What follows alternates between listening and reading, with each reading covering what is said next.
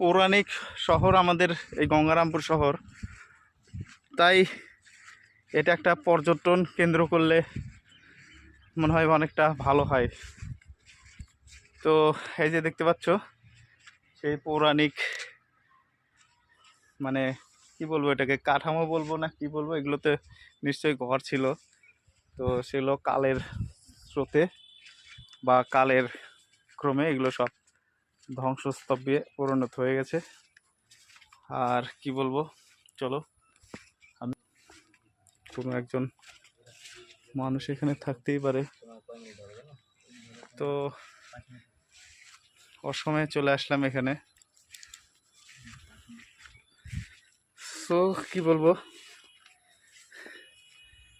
এই যে তো কথিত আছে যে এরকম জায়গাতেই নাকি সেই রাজার বাসর হয়েছিল। তো চলো দেখা যাক।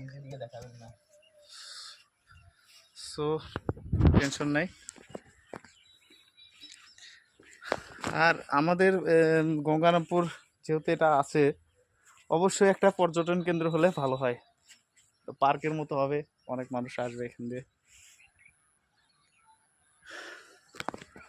তো ঐতিহাসিক নিদর্শন সম্বন্ধে আমি অত কিছু জানি না, তবে শোনা কথা যতটুকু আমি ততটুকুই বললাম। আমাদের এখানে আর একটা আছে, মানে পৌরাণিক মন্দির বলা যায়। তো সেই মন্দির হচ্ছে বহু প্রাচীন মন্দির।